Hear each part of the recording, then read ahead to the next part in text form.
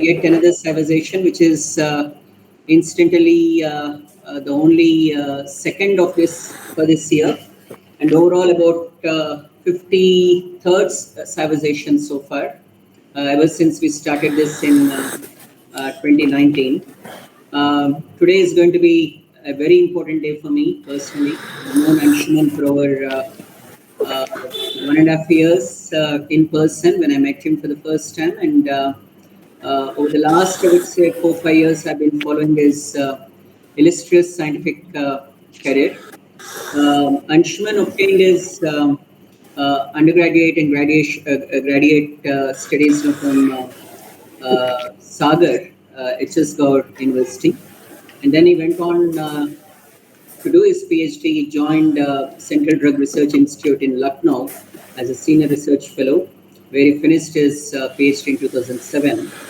And from 2007 till 2011, he joined as a postdoc in University of Kansas, and then he returned back to Mother India in 2011 and joined as a senior scientist at Institute of Life Sciences, Bhubaneswar. And over the last 5 6 years, he has been a principal scientist, and his group has been steadfastly working on various forte areas like chemoinformatics, computational biology of heat shock proteins, gene regulation, and certain computational modeling of certain mutation-induced signaling molecules that the lab works. Over the 2 decades of his wonderful scientific career, he has garnered wonderful publications, several wonderful publications to his credit, and a large number of publications have really gone towards delving into mutational hotspots in certain enzymes, looking into them, and he has been largely working on kinases and phosphorylases. Those particular molecules has been his forte of interest. So let's delve into his wonderful illustrious career. First, we'll have his quick presentation, and then we'll have some questions extempore for Anshuman. Thank you so much, Anshuman, for your kind time and energy. Welcome to this wonderful, Sciversation. Yeah, please. Thank you, Rash, and thank you everyone for giving me this opportunity. I'm Anshuman Dixit. Basically, I am trained as a pharmacist, and currently I'm working as scientist at Institute of Life Sciences, Bhubaneswar. So, yeah, regarding my life journey, so these are my early days at university. So, as Prash already told you about Anshuman, your these days, slides are not moving, please. I'm sorry. Could you please? sure. Hold on. Are you Yeah, able to see this? yeah. It's moving. Yeah. It's okay now. Okay. Thank you. So these are the early days of my university education. So I was enrolled in this wonderful department of pharmaceutical sciences at Dr. Gaur University. Now it is a central university. And I entered into B Pharm in 1993 and did my B Pharm in 97. And from the same department, I also did my M Pharm in 1999. So those were the days, people are full of enthusiasm and energy. And I think I would say those days were one of the best days of my life. Not only because those were university days, but because of the excellent teachers, the excellent mentors, we, got at this wonderful place. And I would say we started our journey, especially I am saying we because some of my friends were also involved in similar kind of activities, especially in the cheminformatics. And if you remember those days around 1998 1999 when I was doing my MPharm, so those days it was really very challenging to choose a project which is dealing with computational drug design. So In our department that time, we did not have those kind of facilities, and my mentor said, we do not have those facilities. If you can ask for some institutes, those are having these facilities, maybe you can do it.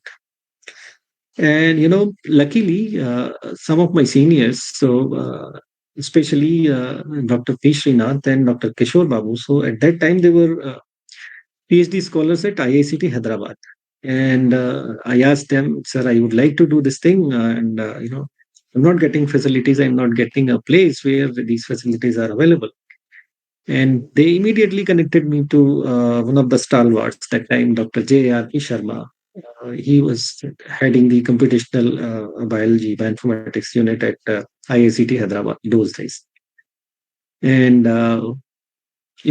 we started, we went to IICT, and it was kind of a magic.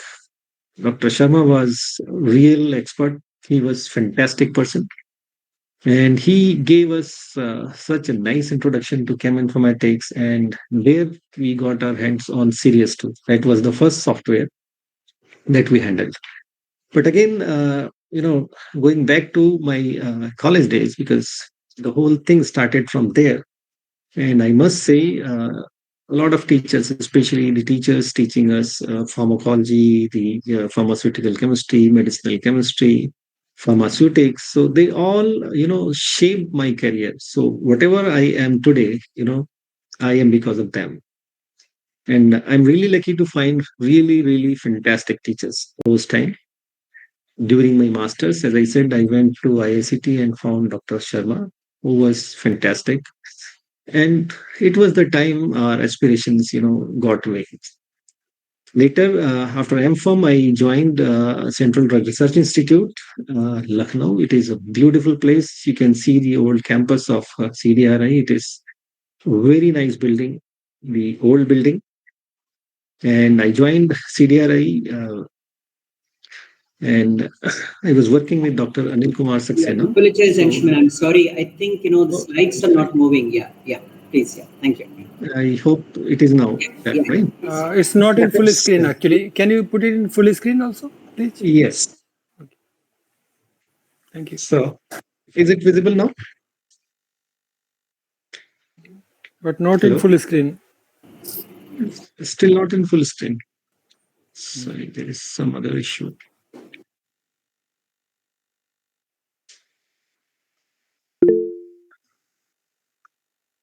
Is it okay now? I think we can see it, but it's not in full screen. Wait on, let me. Sorry, I guess.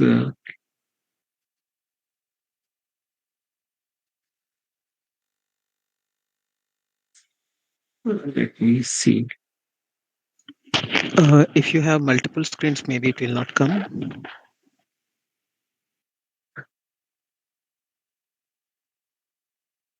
No, I have only this thing, and let me try. Can you just try clicking the small icon besides the refresh Yeah, icon? it goes on full screen on my laptop, but can I again, stop sharing and then Yeah, restart? Probably Yeah, I there's please. think some that's issue. probably better. Okay, okay, just give me a second. Sincere apologies for this. No problem. Yeah. No, no, no issue.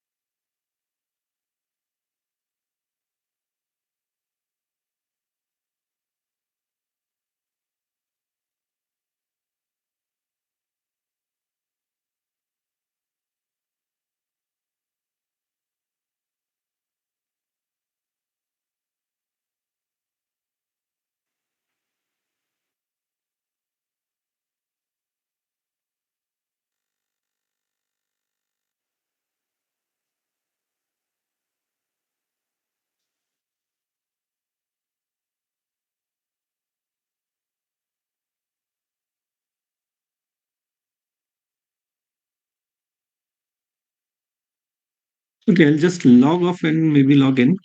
Somehow it is. I'll just log off and log in. A Yeah, second. please.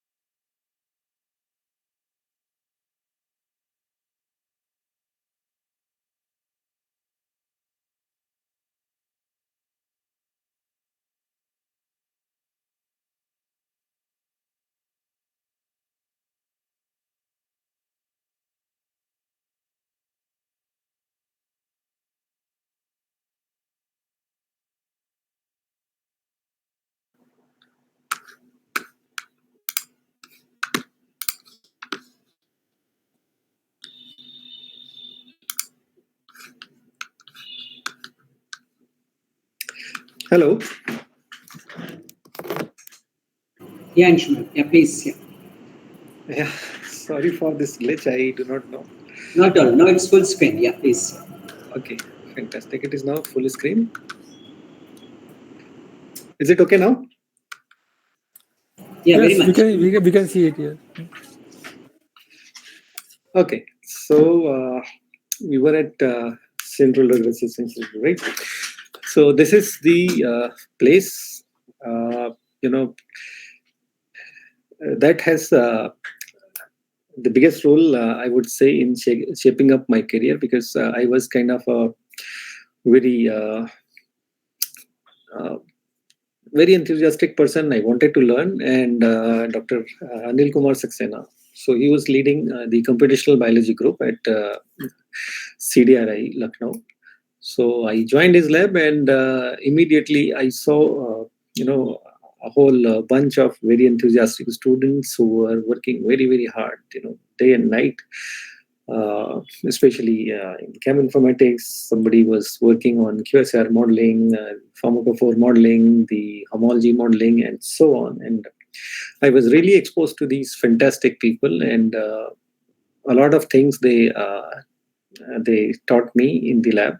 And of course, it was kind of discussions we used to have, especially after dinner. That was the most informative.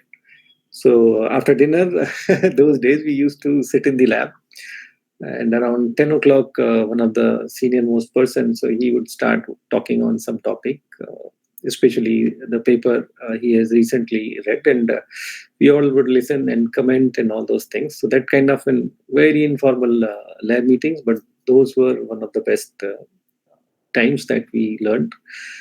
And those were that was the time we used to ask difficulties to those seniors, and we used to share the things, tips and tricks, how to get it done, and those things. That was the time I really learned a lot of commercial softwares, because a lot of softwares were available those times. So especially for pharmacophore modeling, we used to use this Apex 3D. Then we had this Insight too. So those are old softwares. And then we got, I guess, Schrödinger was also there. Many other commercial softwares, the Sybil software, and many other for various kind of various aspects of drug design and discovery, especially the QSAR analysis, the 2D QSAR, the 3D QSAR, the statistical analysis, the multiple linear regression, and so on. And Dr. Saxena was really very, very instrumental. We used to have very nice discussions on various topics, and he used to give his insight into drug design. Especially, he had developed that kind of knack for looking at the molecule, and he will say, yes, you add this group or you add that group, and it should bind to this receptor. And it was kind of those days that we learned a lot. So I received my PhD in 2007, and yes, I would like to say here, this is the saying from Sir Isaac Newton: if I have seen further, it is by standing on the shoulders of giants. So I would say this is something which is very true for my CDRA days, where I really could learn a lot of things from my seniors, from my colleagues, of course, from my mentor, and other scientists at CDRA Lucknow. Then I moved to University of Kansas, Lawrence. Is my slide moving? Yes, please. Yes, please. Yeah. Awesome. So, So this place, the University of Kansas, they have a fantastic campus, very nice campus, and at that time it was the 9th most beautiful campus, university campuses in US. So this is at Kansas. There is a city called Lawrence, and this is the building I used to work. This is called the MRB, Multidisciplinary Research Building. So in this, we used to have the Center for Bioinformatics. Then we had pharmaceutical chemistry, and many biology labs, and I think some microbiology and other labs were also there. So that's why they used to call it MRB. And here I started working with Dr. Gennady Verkhivkar, who was again a huge person. He was, coming from industry. He directly joined as a professor at the Center for Bioinformatics and Center for Pharmaceutical Chemistry. And I joined his lab as a postdoctoral fellow, and the kind of influence he gave me, he had a very nice insight into the protein structure function relationships. And especially, he was expert in computational drug design, molecular dynamics, and those things. And there I started working on protein kinases. And we started working on ABL kinase, the EGFR kinases, and many other kinases. Especially the 4 were the focus: RET kinase, MET kinase, ABL, and EGFR. And he used to say, like, you can take care of these kinases and they will take care of you, jokingly, because he wanted me to read a lot about those kinases. And we used to discuss a lot of things, like, we had a huge projector in the presentation room, and we used to stand in front of those kinase structures projected on the wall, and we used to discuss on the these molecules are binding in this way, the cleft is like this. If a molecule is having one particular group, this may open this cavity, or this may go into this area, and so on. Many things we used to discuss, and he used to give me a lot of insights. And I guess this was another big influence after Dr. Saxena that has shaped me. And a lot of things, when you go to US, so a lot of things are there which are completely different from when you go from India. For example, when we went to US, so I started on 13th of December, and it was about 14-15 degrees in Delhi. When we landed in Kansas City, it was about minus 20 degrees, and it was kind of a cold shock for us. And of course, we got some really very nice students, Indian students, who housed us for a couple of weeks, and then they also made every arrangement for us to get a proper housing. They also made sure that we get a mobile connection. They also helped us to get everything done. So, I must remember all those wonderful people, especially Nikunj, Santosh, Ritesh Kumar, Ambarish Roy, Rohita Sinha, and Anand Hariharan, to name a few. Diptesh Sil, and apologies if I am missing someone. But these were the wonderful days at US. A lot of things we learned, especially on scientific terms. I would say I was really introduced to kinases. I started, or let's say I learned how to work on HPC cluster, how to remote login and do submit a job and submit interactive jobs and look into this and how to interact with that kind of clusters and all. So I think that was one more time where I got really a lot of education and inspiration. And then I joined Institute of Life Science in 2011. So this is, you can say, the time where I started my journey in my scientific career. The early days of my scientific career, I would say, started in 2011 as a scientist. And once I came here, so I immediately talked to our director, Dr. B. Ravindran. So I said, sir, I will need a high performance computing facility because the kind of job I am doing, I will need those kind of things. And he was very kind enough. He said, okay, you write a small project and we'll see what can we do. And after a year or half, we got an HPC facility in ILS. Of course, for those 1.5 years, we had to work a lot. The kind of things happen. But we could install HPC facility in ILS. So that was the first HPC facility here. And then we got another one after some time. And here I established my group, and we basically work on various areas of computational drug design. I'll show you some of the major areas that we are working on. So one of the major problem area that we have taken up is the oral cancer. And why we have taken oral cancer? Because it is kind of a different disease, different in the sense it is mostly happening. The kind of oral cancer we are getting is because of the tobacco chewing or the areca chewing and the alcohol. So this is mostly, you can say, the disease prevalent in Bangladesh, India, and Pakistan. The kind of, we have that kind of culture of chewing gutka and pan and all.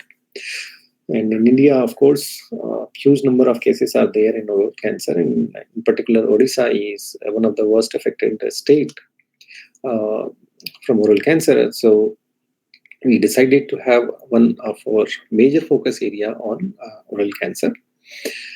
And why also we chose? Because, there are huge problems with oral cancer. It is mostly affecting those people who are in the, they are coming from the lower strata of the society, the auto drivers, the laborers, who are, habituated with the chewing of gutka and this tobacco and all. And there are no effective strategies to detect it very early. If it can be detected early, the cure is easier, but usually it happens to, it is detected very late. The other thing is there are no effective strategies to stop the metastasis. Then we have another problem of, we do not have targeted therapies for oral cancer. Again, very few targeted therapies are there. But again, the treatment starts with the cisplatin and paclitaxel and docetaxel kind of things, which are not very, very specific. So targeted therapies are required, because targeted therapies can spare a person from major side effects, and they are much more effective in other cancers, in many other cancers. So that is one of our main area of finding out the targets and the development of targeted therapies for the targets in oral cancer. So as you can see here in on the screen, so we are looking into development of diagnostics or prognostic strategies, the understanding of biological networks. So we would like to work on how these protein interaction networks work, and how can we see the how the drugs are getting into this network, so the drug target interaction networks, and how can we identify new molecules that can be utilized against such targets, or how can we combine those molecules to maximize the impact on the disease modules and so on. Then we have also worked on understanding the interactions between the coding and non-coding RNAs to see how the non-coding RNAs or the regulatory RNAs, let's say, they are impacting the translation of these mRNAs. We have also worked on the design of multipotent therapeutics. So that is one of the interesting area that what we are working currently on. So this is coming from one of our COVID paper that we published sometime during that second wave of COVID in 21. So where we took multiple SARS-CoV-2 proteins, and we dogged the FDA-approved libraries, and then we developed a heat map to see if we can identify those molecules that can be combined together to see, to increase the therapeutic impact and so on. And we have also been into the database development, and we have created a database for head and neck cancer, and these are some of the highlights of what we are doing. And now we are trying to get into more focused areas of machine learning and AI. I would say we are still learning those things. So what I am trying to do is to identify ways to combine molecules to maximize the efficacy and to minimize the side effects. So that is what we are trying to use. And yeah, so that's it. This is what the starting part is. And apologies, I had taken more time that I should have. Thank you so much, Anshuman, for this wonderful presentation, an illustrious career. That's so fascinating, so inspiring as well. The way that you started, taking inspiration from your mentors and from your colleagues, that was, very inviting, very awesome. Thank you so much. Yeah. So Anshuman, in fact, of all our guests so far in Sciversation, although many of them eventually turned out to be computational biologists or biologists, I would say you are the real computational biologist, because in India, not many are the so-called bona fide or genuine computational biologists. They're all either coming from biotechnology or computer science and other things. So you knew that pharmacophore modeling, you knew that pharmacological aspects because you have done MPharm in that. But looking into the current papers, or whenever someone does something like a computational aided drug designing, how do you see the fallacies? How do you see the kind of limitations of these particular studies? What do you think of those kind of things whenever you look at such papers? Yeah, certainly. As I said, these studies, the computational drug design studies, especially those pharmacophore modeling and the QSAR modeling, so I would say the basics from where we start. However, with the advent of new technologies, of course, the older techniques and tools become obsolete. Not obsolete, but yes, there are more better tools and techniques are available. Especially, I would say most of the things that are related with the old techniques. I would say the pharmacophore modeling and the QSR modeling. So the pharmacophore modeling is still, I would say, is a very powerful approach. The only thing is a person has to apply correctly. You have to be very, very diverse, because when we started doing our PhD, so the kind of information was very limited. Now we have huge amount of information available. We have activity data for thousands of molecules, millions of molecules available. We also know the targets of those molecules. So these kind of things can be applied to a very large scale, and that can actually give fantastic insight into the kind of drug discovery that we need today. However, the new technologies, especially I was discussing with my lab, and we have recently seen a paper. So they are trying to develop, drugs just starting from the protein sequences. So usually the pipeline was to sequence to 3D structure to identification of drug. But now people are trying to do completely omit the middle step. So can we identify molecule, or can we develop molecule just looking at the sequences using machine learning? So very nice papers have been published in the last few years, 2-3 years, and we would like to get into those areas. So of course, yes, while you are practicing what you are adept at, you have to learn and understand and absorb, assimilate new things as they are coming, new technologies as they are coming into. Otherwise, you will be obsolete. So certainly, you have to go and learn every day. You have to learn. You are a student forever. Right. Yeah. Well said, Anshuman. So moving further, Anshuman, I think over the last 4 years, COVID has been, I would say, a wonderful blessing in disguise. I think we produced enormous, I would say, rational drug designers, or even, chemoinformaticists. Most of them, tend to work towards this.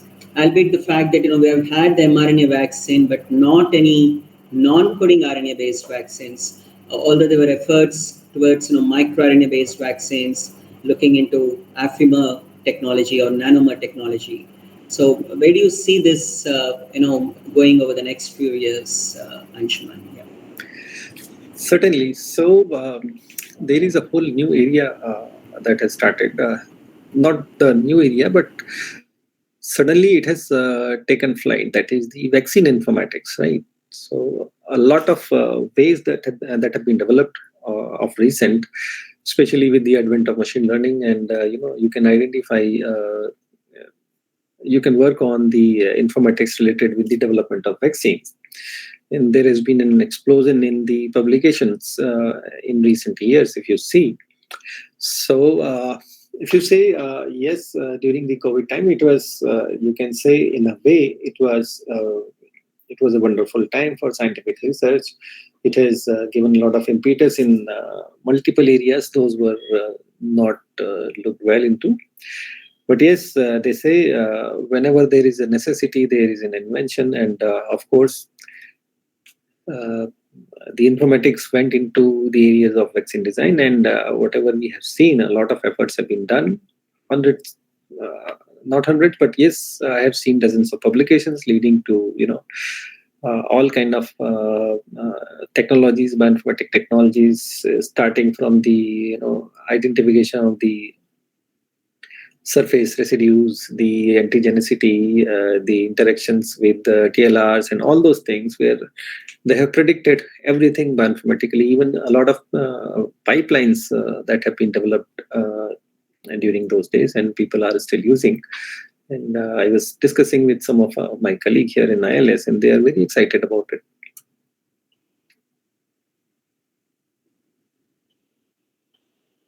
Yeah, wonderful. When you were presenting this this slide, especially the current slide where you have, I mean, one thing really struck me, Anshuman. This is very fascinating. Looking into the non-coding RNA interactions and looking into the non-coding RNA pair interactions with mRNA interactions. I mean, there have been wonderful studies. So, for example, miRNA interactions, miRNA with mRNA targeted interactions. Yes. And when we look into the circular RNAs, of course, circular RNAs, or even for that matter, even if we take some, the PV RNAs as well, that's because, the PV RNAs are also fascinating because they're anywhere between 35 to 40 RNAs, 30 to 40, bases long, nucleotide long. One of the intriguing things with circular RNAs is that uh, they have some debated roles on cellular morphogenesis or looking into some kind of drug resistance and other things. I think, in my understanding, validating them alone, from our bioinformatics perspective, is really a great challenge. And at the same time, looking into the targets, whether or not circular RNAs, form a kind of an interaction with microRNAs, and these pairs, form good targets with mRNAs, is more challenging. So, how do you see this kind of challenge in this particular oral cancer works that you're doing, Anshuman? Yeah.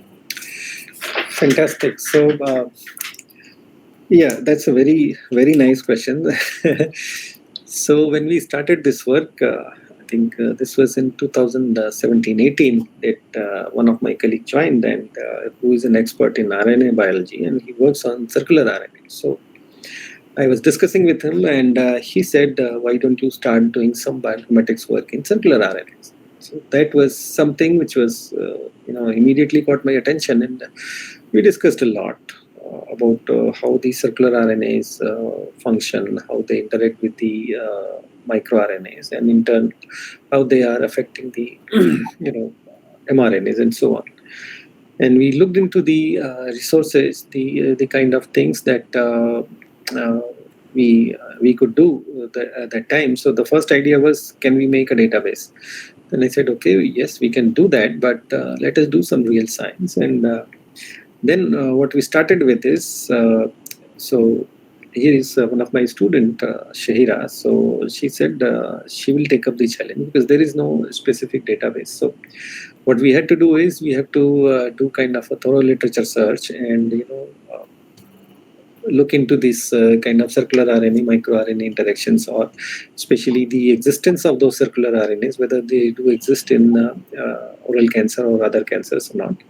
So she sifted through a huge number of papers, 6-7 years papers, I guess 2013 to 2018 or 19, 6-7 years paper. She looked into each and every paper, and she got the evidence like this circular RNA XYZ is existing, and it is proved to be having existence in this cancer and so on. And from there we started. And then we kind of developed strategies looking into the literature, and we saw like people are doing this. So we thought, okay, especially in oral cancer, we can do it. And that's how we started. So we started with the database, or let's say the kind of data we have collected on circular RNAs, especially in head and neck cancer. And then using the bioinformatic databases, we wanted to see how they are interacting with microRNAs, because there are a lot of algorithms that exist, so which can predict the interaction of those circular RNAs and the microRNAs, and of course the microRNAs with mRNAs. So what we did here is we wanted to see, okay, these circular RNAs are there, and our algorithms are giving fantastic results. Like, for one circular RNA, they are predicting multiple microRNAs, but one has to see whether these microRNA are actually getting expressed in oral cancer or not. So we started with the TCJ database, because that is one of the most comprehensive database of the cancer genomics. And we wanted to see the all the microRNAs that are differentially expressed in various cancers, including the HNSCC. So we collected data for about half dozen, 8 or 9 different cancers from TCGA. And then we filtered out all those microRNAs that were not differentially expressed in oral cancer. So this is kind of first step, circular RNA and microRNA. Sorry. And similarly, we went on to the microRNAs, mRNA interactions.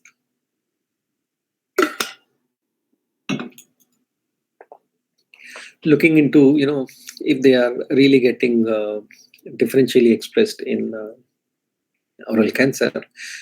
And then we also wanted to see, there are multiple genes, driver genes and passenger genes. So we would like to see, what kind of microRNAs are there who are actually targeting some of those tumor suppressor genes. So this network that you are seeing here is, there are certain mRNAs that is on the outer circle. So they are the mRNAs. The inner circle, immediately inner circle, you can see the diamonds. So these are the microRNAs, and in the innermost circle, these the green, yellow, and red ones. So these are the circular RNAs. So of course there are huge number of interactions, but we have shown just a few most important interactions that we have found, and that are also reported in literature, experimentally validated, and where the circular RNA, microRNA, and mRNA interactions are happening, and that we predicted through bioinformatics tools as well. So this is what we have done, and I think nowadays people are trying to develop the models, 3D models of circular RNAs and how they are interacting with the microRNAs.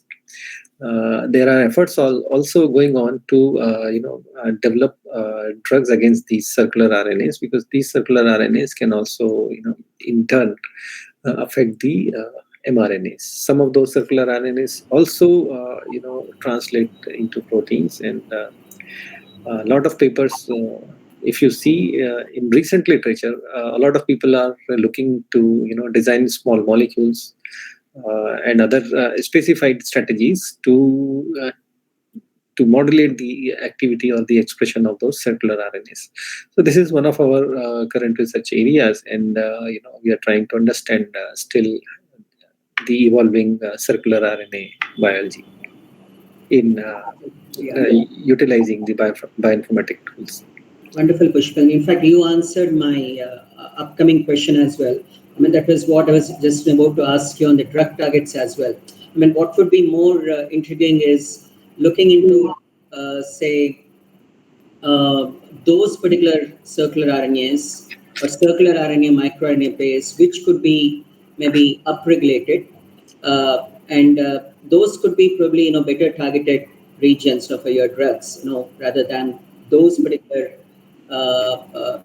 non-coding RNA pairs or non-coding RNA mRNA pairs, which are not probably regulated or dysregulated or deregulated or whatever.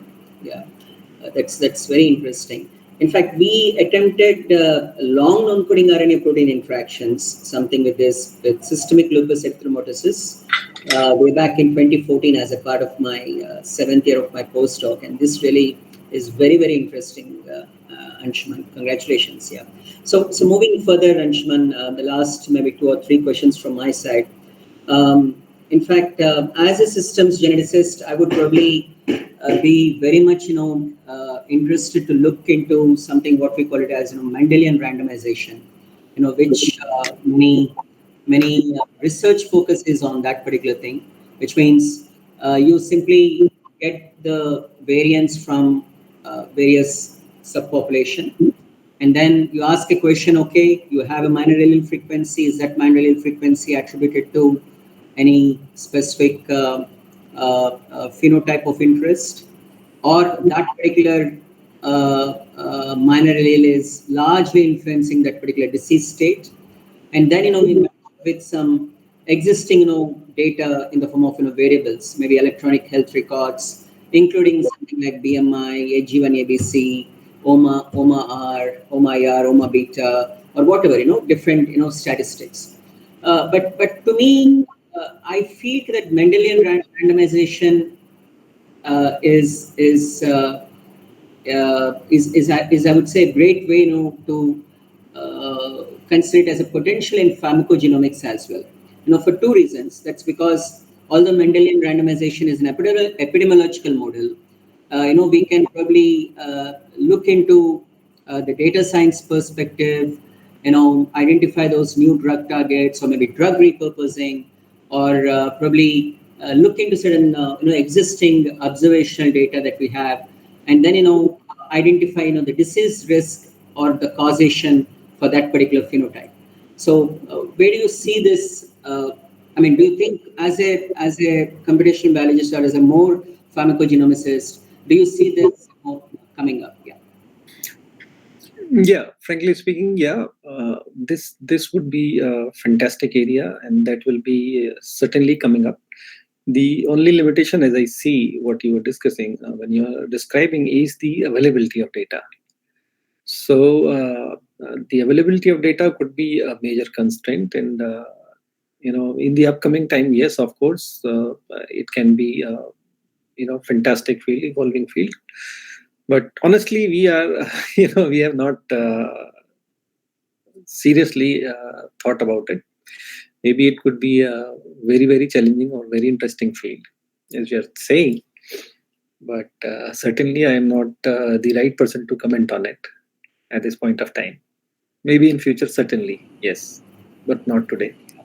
Yeah, I'll take that on in collaborating with you on that front, Anshuman. Thank you so much. Yeah. Moving for one final, I have one or two questions which I thought, yeah. So amongst your wonderful, scientific accolades and those, very good publications, which publication is something very close to your heart, Anshuman? And how did you drive that particular publication, just to ignite the younger audience here? It is something, this is a very, very difficult question.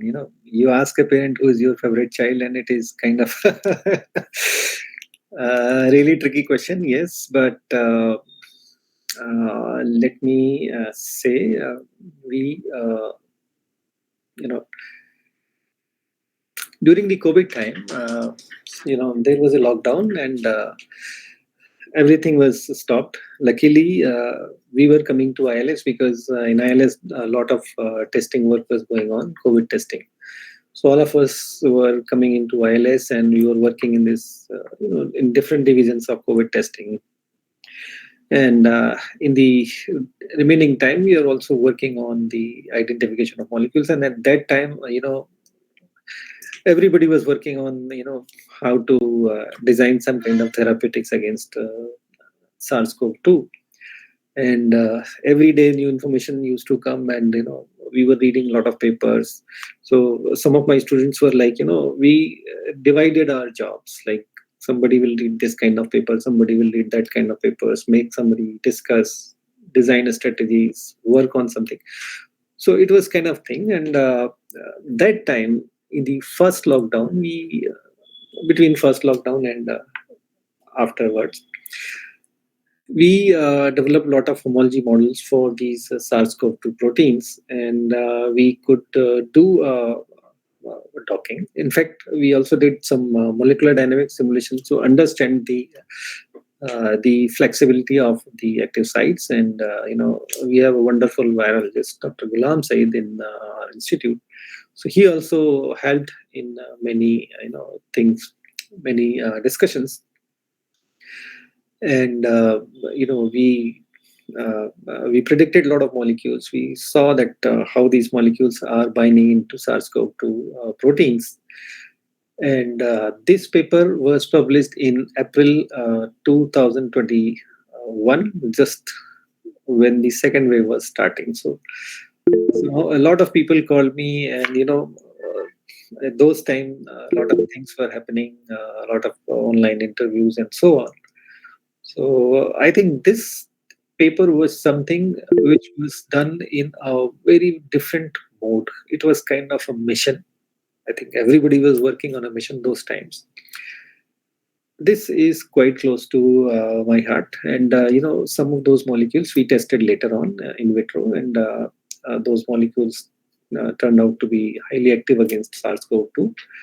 We also tested the combination of those molecules, and some of the combinations we predicted from this heat map, and of course from our pharmacological insights.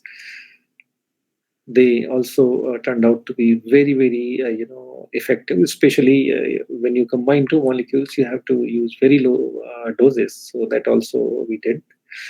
So this would be the answer, like this paper that we have published in CSBJ, that is the Computational and Structural Biotechnology Journal in 2021. So I think that is something which I see close to me, because it was done in a response to an emergency situation. So I would say yes, it is. Wonderful. Yeah, excellent. Thank you. I'll do the one question maybe at a later point of time. So maybe Kiran has a question. Kiran, please. Hello, am I audible? Yeah. Nice conversation, Anshumanji.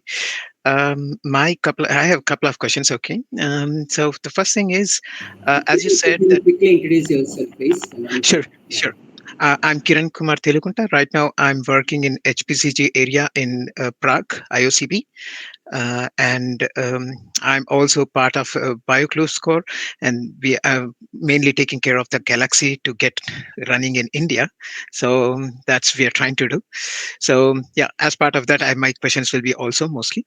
I would like to know, like, what kind of HPCG you have, like how big is the infrastructure, just to curiosity question. And are you also in your departments using Galaxy, to what extent? And another question is, as you said, like you're working on the mRNA and also the small compounds. So which are the databases actually you are basically using this, like for this combination, how you're actually combining those into a database? Database means you're saying yeah, I mean for the compounds to be able to map them to the mRNA related research or circle. Okay, certainly. So yeah, a lot of questions. The first question. So we have you're asking about the HPC cluster, right? Yes. Okay, so we have a kind of a small cluster. It's not very big. Considering the ILS, it's a small institute. Only 26 scientists are there, and 3-4 are working in the area of bioinformatics. But still, yes, we have a cluster which is having about 300, close to 350 nodes, and we have some GPUs also, GPU cards, and a lot of things are there. We have about the storage about 1 petabyte or so, more than 1 petabyte, slightly more than that, because a lot of COVID genomics data went into that, and a lot of backups are there. But yes, we do have kind of, I will say, modest computational power, not very huge. We are trying to increase this computational power, and hopefully in the next 1 or 2 years, we will be able to do that. And we are planning to buy some big GPU-based machines, because most of us are going into this ML and AI. And fortunately, we have our director, Dr. Devashish Das, who is himself is a person of AI, and he is leading the effort to get a very good HPC machine at ILS, and hopefully we will be successful in getting that machine in next year or so. The other part that you wanted to know, like which kind of small molecules we are taking and from which database, right? Yes, that's it. Okay, so most of these molecules are coming from the databases that are available online. Let us say we started with the drug bank, but now we are also taking the molecules from Campbell, Zinc, and nowadays, if you look into PubChem, it is enormously updated. You have millions of molecules available in PubChem database. They also have very nice interfaces where you can search small molecules and get similar molecules available in that particular database. So a lot of those molecules are coming from there. Some of the molecules are coming from our collaborators, especially in IIT Bhubaneswar. We collaborate with some of those people, and as a routine, they are synthesizing a lot of molecules for something or the other, and they share their library with us, the structural library, and we like to see like where this molecule can go, what kind of receptors can target. And recently we are having some of those molecules. We are trying to identify what is the target, because some of the molecules are showing good activity. So it is something like that. So this is the kind of source. We also have collaborations outside, Bhubaneswar, in CDI. Have some of the friends. So we also have collaborations. We get the molecules, the structures, and whenever we require, so we may get also the molecules in physical forms. We have also, bought some of the FDA-approved drug libraries from commercial sources, because a lot of our work is related with the identification of those molecules, small molecules, and it is really very good to have molecules in physical forms as well. So we are using these FDA-approved drug libraries, which are available online from multiple suppliers. So this is what we are doing. Yeah, thank you, Anshuman. Keeping in brevity of time, thank you, Kiran. Thank you so much for asking that. Indrani, please, quickly. Yeah. Thank you, sir. Sir, thank you for your wonderful presentation. I am Indrani. I see my research and I'm in my final year of my PhD. So I have been working on drug repurposing and I'm presently trying to develop some pharmacophore models. So I was just wondering, in your labs, have you tried to study the interaction of pharmacophore and that of a circulating RNA or the mRNA interactions or any other RNA molecule? Certainly, that would be a very nice area. In fact, it is a wonderful area. We have not yet done it. But certainly, I would love to do that, especially the kind of information that we are getting into. The only problem is we do not have a 3D structure of circular RNAs, or so it would be difficult to find out molecules that are actually they can bind or so on. But yes, we have data, especially that is also available online, data on certain molecules which are binding to SIRC-PVT1 or so. So maybe you can start from there. You can look into those molecules and you can see how they could be interacting with those circular RNAs. Maybe you can, there are multiple servers that can give you some kind of, rough 3D structure of those circular RNAs, and maybe that can be a good starting point for you to start with. But certainly it is a very exciting area, and I would say you should go ahead. Thank you, sir. Thank you so much. There is another question in the chat, Anshuman from Santosh. He says, what is the criteria you look into while searching target protein structure for docking? Okay, so 2-3 things are very important. Number one is you have to have a target that is established for one particular disease or cancer or something. So that is from a biologist point of view. Now, from a different point of view, let's say the cheminformatics point of view, what I look into is, is the availability of crystal structure. That is number one. Number two is whether the active site is very well defined or not. That is the second thing. Number three is whether the residues inside the active site are well defined, what is the B factor, and so on. Let's say, for example, for one given target, you will have 10 PDB structures. So you have to study very closely all those PDB structures, look into the binding site if there is a co-crystallized molecule there, look into the B factor of the residues surrounding the small molecule, and especially the size of the molecule that you are trying to dock. It should not be like, the size should be matching. If you are looking for a larger size of molecule, a peptide, so you should look into a co-crystallized molecule where you have a molecule crystallized with the similar size. So these are some of those things I would look into. And of course, the validation of docking is very, very important. So I would like to take out the co-crystallized molecule, change the conformation, and redock and change the setting unless you get the conformation very close to the docked conformation. Of course, there is another important strategy. You can utilize different crystal structures as a representation of the dynamics of the active site. So if there are multiple crystal structures that are available, and the cavity size is also matching, then you can dock your molecules into multiple PDB structures of the same target and take the average docking score. That would be a real representation of the molecules, because many times people get artifacts which are fantastically binding into one particular PDB, one conformation, but not in slightly different conformation.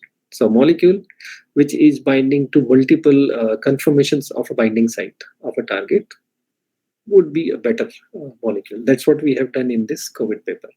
So here we did a molecular dynamics simulation, and we took 5 representative conformation of the active site.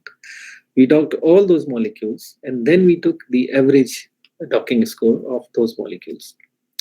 And by this, we could see a lot of molecules, the artifacts that were removed. So this could be a strategy that you can utilize. Yeah, wonderful. Thank you, Anshuman. I hope that answers your question, Santosh. Indrani, was it circulating RNA or circular RNA molecules that you were talking? Circular non-coding RNAs. Yeah, circular RNA as well as looking for the non-coding RNAs also, sir. Okay, no, what I thought was, circulating the, tumor-inducing molecules also exist, but I think, Anshuman got that particular point. Yeah, I was also, that's a great question. Thank you, Indrani. Yeah.